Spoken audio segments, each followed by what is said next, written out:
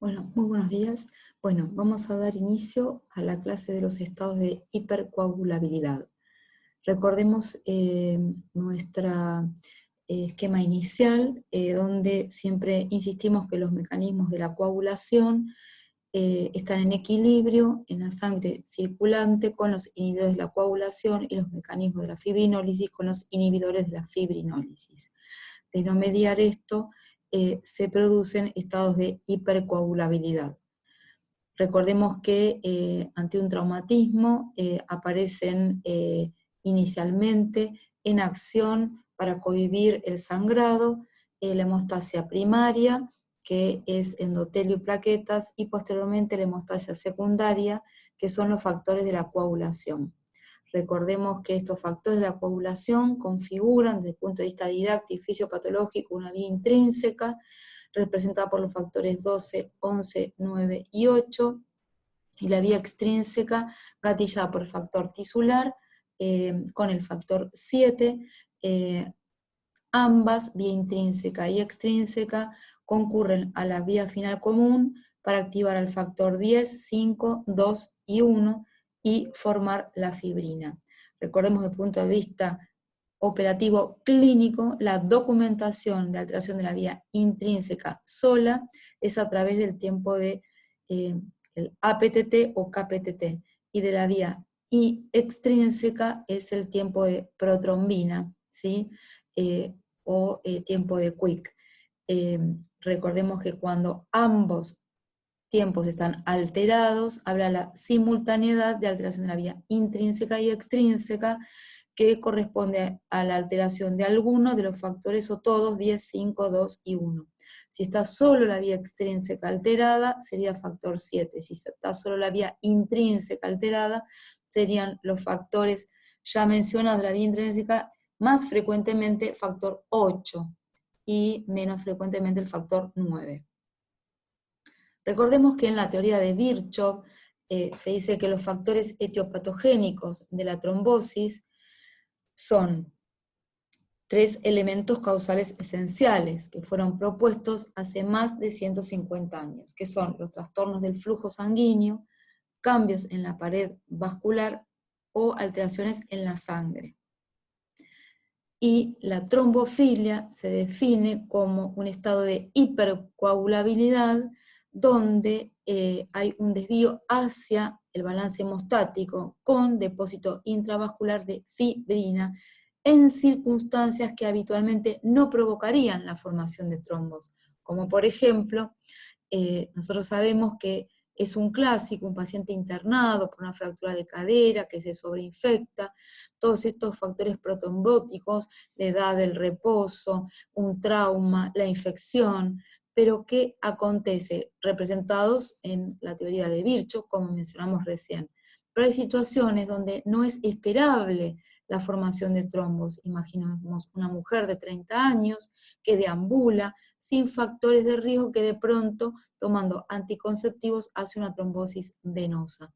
Es un estado inesperado, si bien hubo un factor, pero podríamos decir que de base podría existir alguna suerte de trombofilia, quizá gatillada por algo facilitador, pero estos son las trombofilias, son situaciones de trombosis, de hipercoagulabilidad, ante situaciones que no provocarían la formación de trombos.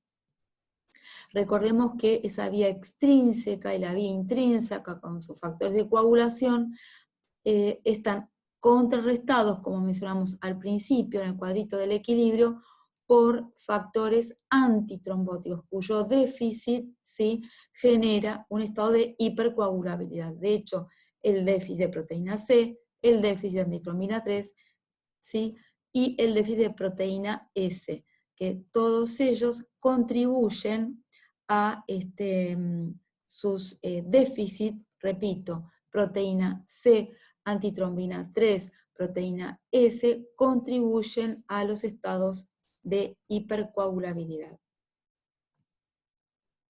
El déficit de antitrombina 3, ¿sí?, recordemos que esta es una glicoproteína, no importa los datos más específicos, pero es una y glicoproteína que la sintetiza el hígado y las células endoteliales. Pero es muy importante que inhibe a la trombina y a los factores 12, 11, 9 y 10. Y la heparina aumenta la actividad de la antitrombina 3, de modo que produce la heparina un cambio conformacional en la molécula que le permite su unión con las proteasas.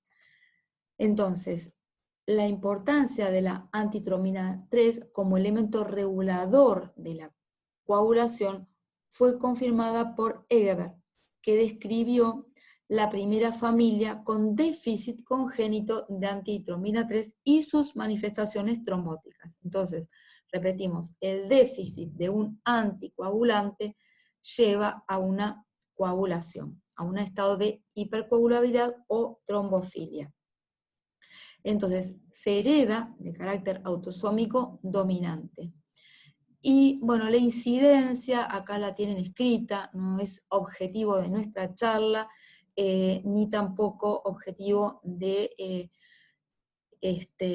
la enseñanza y aprendizaje en ustedes, sino que tengan la capacidad de reconocer que en situaciones de hipercoagulabilidad o trombofilia, ante situaciones que no son frecuentes o no son esperables los trombos, el déficit de antitrombina 3 hay que esperar, pensarlo, ¿sí? Y el adquirido es el que nosotros como clínicos tenemos que pensarlo, como por ejemplo en pacientes con síndrome nefrótico, con hepatopatías, cuando tengan pacientes con leucemias linfoblásticas que reciben L-asparginasa, y como les dije, el concepto de un casito clínico muy pequeño, pero muy bajado a tierra, que es el uso de contraceptivos orales en personas jóvenes, sin otros antecedentes, que su ingesta lo lleva a la presencia de un trombo totalmente inesperado.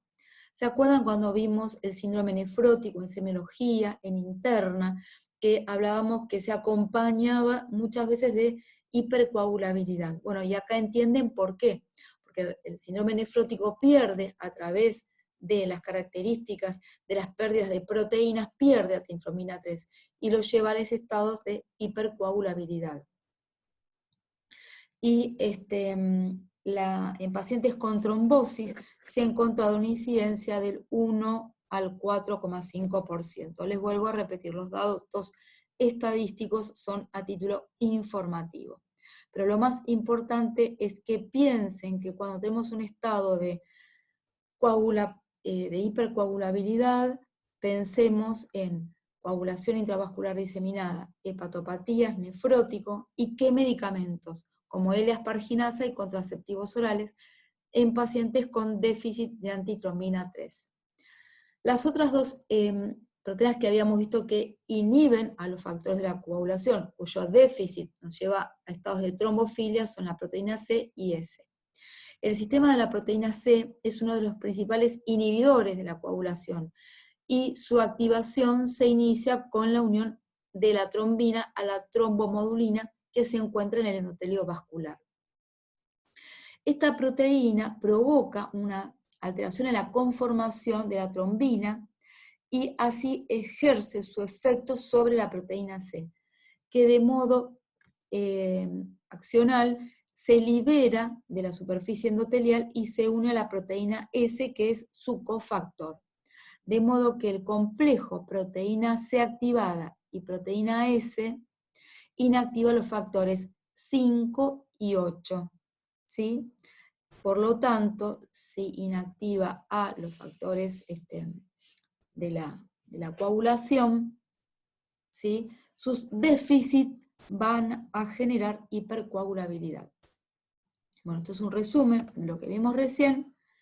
Y entonces, los déficits de proteína C y S se heredan igual que la antitrombina 3, en forma autosómica dominante. Bueno, volvemos a lo mismo de recién, los datos estadísticos no son tan trascendentes como los conceptos más vinculados a cuándo y en qué situaciones vamos a reconocer clínicamente estos aspectos. Recordemos que los trastornos adquiridos de la proteína C, S o ambos se han observado en la coagulación intravascular diseminada, hepatopatías, síndromes nefróticos, tras respiratorio del adulto, posoperatorios, más que nada después del tratamiento con L-asparginasa. Recordemos que esta droga se utiliza mucho en las leucemias linfoblásticas, tema que hemos visto el día lunes. Se observaron disminución de la proteína S en pacientes infectados con el virus de la inmunodeficiencia humana. Recordemos que el paciente con VIH tiene uno de los espectros clínicos. Recordemos que hay algunas patas clínicas que tiene el VIH. Una de ellas es el síndrome de secreción inadecuada de hormona antidiurética, y otros son los estados de hipercoagulabilidad. Estos estados de hipercoagulabilidad, algunos están vinculados con estos déficits de proteínas. Y el otro punto importante es la resistencia a la proteína C activada, ¿sí? Que en el año 93 Dalbach comunicó el hallazgo de un nuevo defecto de la coagulación, que era la disminución de la respuesta anticoagulante del plasma a la proteína C activada. De modo que se considera que este trastorno es el más frecuente asociado a la hipercoagulabilidad. Es decir, que cuando ya sean médicos residentes y tengan que solicitar estas proteínas para investigar que su déficit puede haber generado un trastorno en la hipercoagulabilidad, entonces la resistencia a la proteína C activada es entonces el defecto de la coagulación más frecuente asociado a los estados de trombofilia. Y esto es un dato importante que se observa en o sea, de 100 pacientes, entre un 5 y 6, se ve en pacientes con tromboembolismo pulmonar. Y esto es importante, que el uso de contraceptivos orales está asociado con un marcado incremento del riesgo trombótico. Por eso les puse ese pequeñito caso clínico de la paciente con trombosis venosa profunda en el contexto de anticonceptivos orales. Recordemos desde lo clínico que la enfermedad tromboembólica venosa es la forma de presentación habitual de los estados de hipercoagulabilidad primaria. Las manifestaciones clínicas para los déficits de antitrombina 3, proteína C, S y resistencia a la proteína C activada son muy similares, ¿sí? Y la trombosis profunda es la más frecuente y presenta en el 90% de todos los episodios trombóticos. En general es antes de los 40 años de edad y recurre en la mitad. La trombosis arterial es muy poco frecuente y se ha descrito en algunos casos en pacientes homocigotos. Es un criterio bastante generalizado que en estos casos los episodios trombóticos resultan de la asociación de los defectos hereditarios con factores de riesgo trombóticos, como por ejemplo embarazo y puerperio, trauma quirúrgico, reposo prolongado y uso de contraceptivos. Y ahora vamos a pasar quizá a uno de los más importantes de la clínica de los estados de trombofilia. Y esto sí, es importantísimo que presten atención y lo tengan en cuenta. El síndrome antifosfolípido es un desorden que se caracteriza por trombosis venosas o arteriales. Esto ténganlo muy en cuenta. Es venosa o arterial recurrente. Hay pérdida fetal, usualmente recurrente, o muerte fetal intrauterina, trombocitopenia, ¿sí? Que es una situación frecuente en el hallazgo o como criterio diagnóstico. Y los resultados persistentemente positivos de anticuerpos, anticardiolipina o test de anticoagulante lúpico positivo. Esto es muy importante desde el laboratorio, es decir, las trombosis arteriales o venosas recurrentes, la pérdida fetal, ¿sí? O sea, la usualmente recurrente o muerte fetal intrauterina y la trombocitopenia, más el test de laboratorio, ¿sí? Que es anticuerpos, anticardiolipina o anticoagulante lúpico.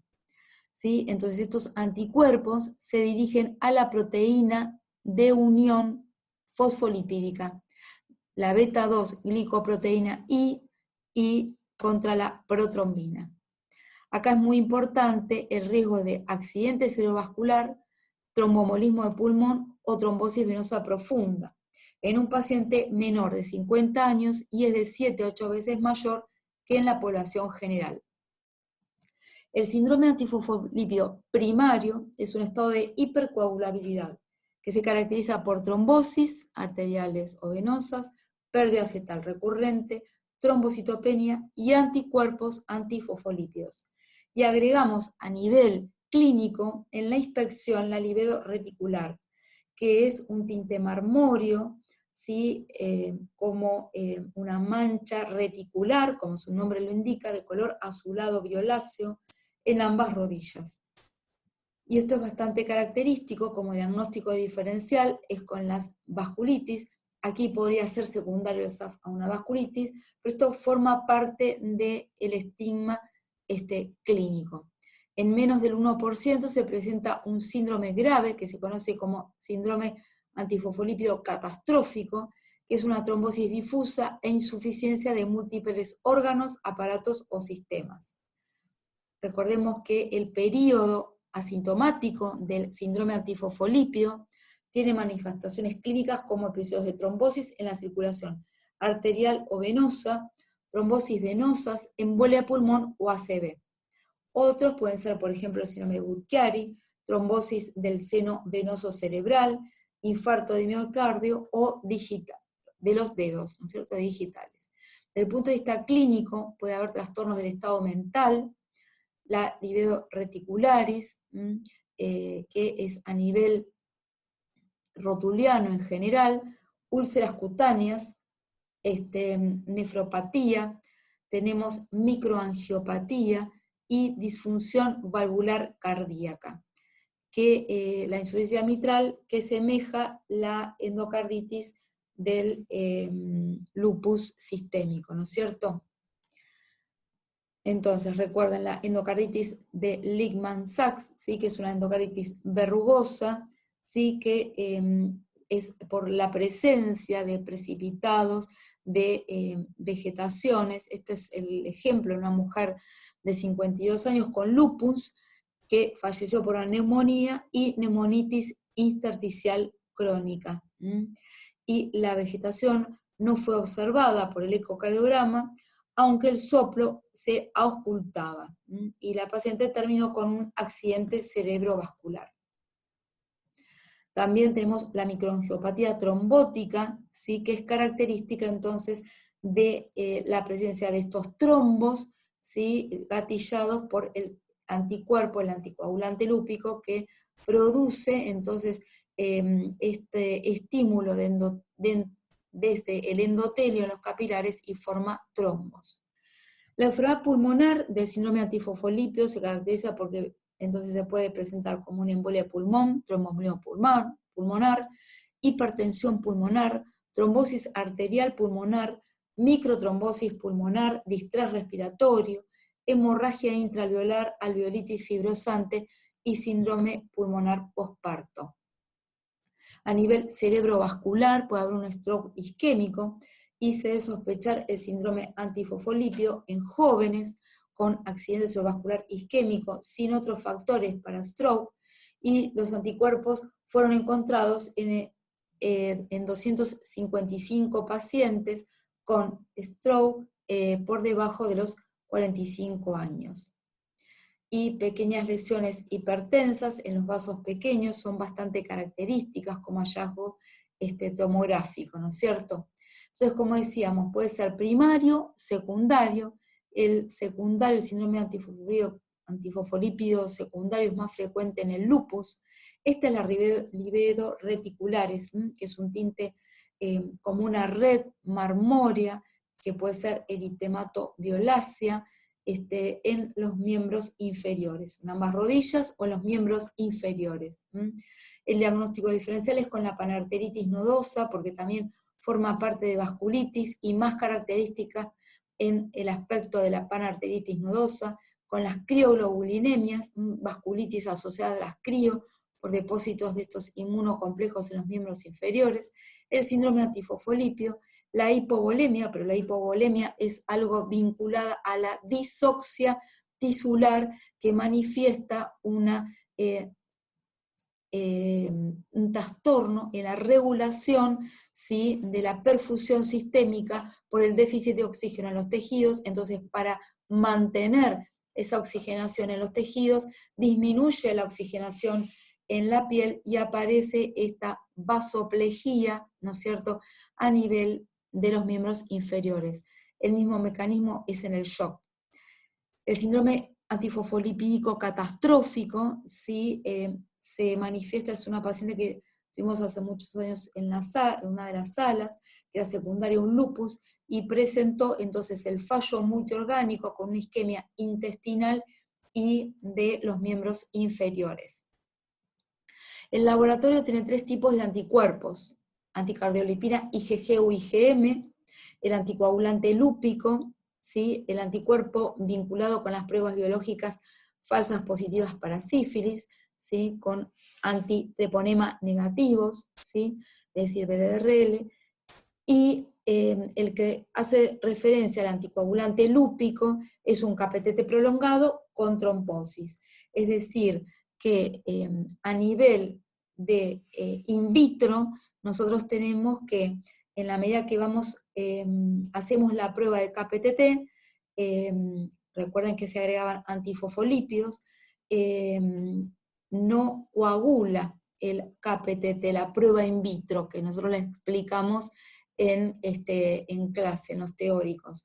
No coagula, pero si vamos agregando fosfolípidos, podemos contrarrestar la acción de estos anticuerpos. Es decir, que es un fenómeno in vitro la prolongación del KPTT. No es que hay un problema de la coagulación, ¿sí? No es que este KPTT me está expresando que la sangre no va a coagular.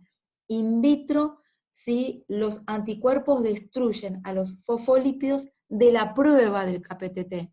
Pero estos anticuerpos, si bien cuando hago in vitro hago la prueba del KPTT, hacen que el KPTT se prolongue y yo contrarresto los anticuerpos agregando fosfolípidos en el tubo de ensayo, a nivel in vivo, ¿sí?, estos anticuerpos generan en el endotelio un estímulo para formar trombos. De modo que cuando yo tengo un paciente con un KPTT prolongado, tengo que ver si tiene sangrado, quiere decir que ese paciente tiene un problema del factor 8, del factor 9, de los más frecuentes, pero si tengo un KPTT prolongado con trombosis, significa que estos pacientes tienen estos anticuerpos. El más importante, puedo decir que el paciente tiene un anticoagulante lúpico. KPTT prolongado con trombosis, anticoagulante lúpico. KPTT prolongado con sangrado, déficit de factor 8 o déficit de factor 9. ¿Por qué el anticoagulante lúpico entonces prolonga el KPTT si es protrombótico? El anticoagulante lúpico prolonga el KPTT, pues es un inhibidor de la coagulación. Por eso se llama inhibidor lúpico. Y es protrombótico, pues actúa como autoanticuerpo contra las células endoteliales, produciendo una activación de la coagulación al lesionar a las mismas. Por eso produce trombosis. ¿Estamos? Recordemos entonces que la pruebita para hacer el KPTT, que evalúa la vía intrínseca, ¿sí?, recuerden el factor 8, factor 9, de los más importantes, tengo la sangre deshidratada, le agrego fosfolípidos y caulín.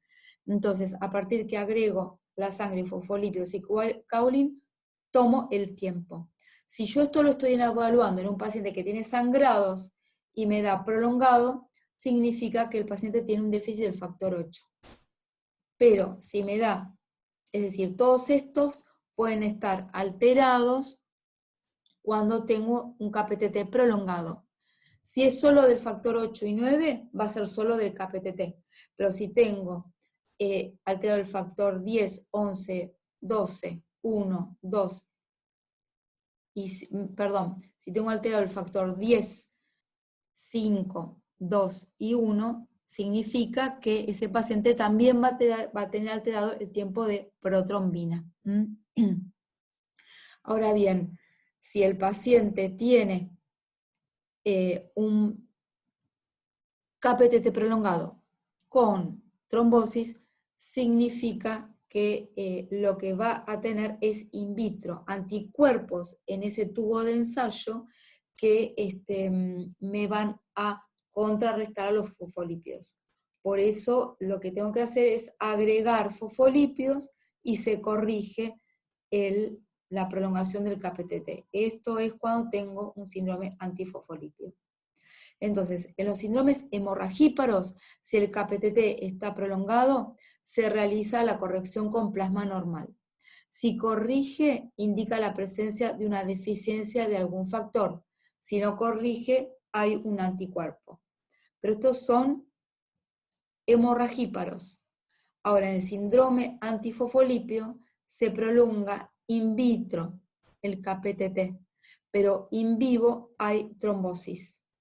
Recordemos que los fosfolípidos, ¿sí?, me están alterando la prueba in vitro. Entonces, el anticoagulante lúpico prolonga el KPTT, pues es un inhibidor de la coagulación. Y es protrombótico porque actúa como autoanticuerpo contra las células endoteliales, produciendo una activación de la coagulación al lesionar las mismas. El diagnóstico diferencial es si es primario o secundario al lupus, con lo cual hay que detectar la presencia de lupus, y otras causas de hipercoagulabilidad, como déficit de proteína C, S, antitrombina 3 y factor 5 Leiden. Y la trombocitopenia, porque estos pacientes tienen las plaquetas bajas, y la trombocitopenia asociada al SAF, que tiene que diferenciarse de la púrpura trombocitopénica idiopática. Los diagnósticos diferenciales deben ser con el SAF catastrófico, con la sepsis,